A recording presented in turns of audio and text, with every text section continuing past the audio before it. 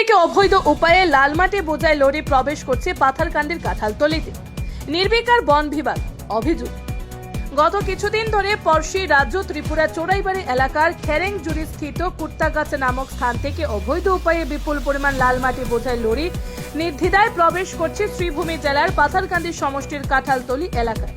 এ নিয়ে বিস্তর অভিযোগ সামনে এসেছে, অথচ বিষয়টি নিয়ে কোনো হেলদোল পরিলক্ষিত হচ্ছে না পাথারকান্দি বন বিভাগে। এ মর্মে উত্তর ত্রিপুরা চোরাইবাড়ি সহ পাথারকান্দির একাংশ পরিবেশ প্রেমী জনগণের অভিযোগ, লালমাটি সরকারি রাজস্বের আওতায় পড়ে একাংশ অসাধু ব্যবসায়ীরা দুটি রাজ্যের বন বিভাগকে ম্যানেজ করে দিনের আলোয় লালমাটির যোগান ধরে চলছে। পাচার চক্রটি কোনো ধরনের বৈধ সরকারি চালান ব্যবহার না করে সরকারি মোটা অঙ্কের রাজস্ব ফাঁকি দিয়ে এসব মাটি পাচার করছে বলে বিস্তর অভিযোগ সামনে এসেছে। গত প্রায় এক মাস ধরে ত্রিপুরা লালমাটি বোঝাই ডাম্পার চোরাইবাড়ির সীমান্ত গেট দিয়ে অসমে প্রবেশ করছে। প্রতিদিন প্রায় অর্ধ শতাধিক লালমাটির গাড়ি স্থানীয় কাঁঠালতলী এলাকায় প্রবেশের দৃশ্য সামনে এসেছে।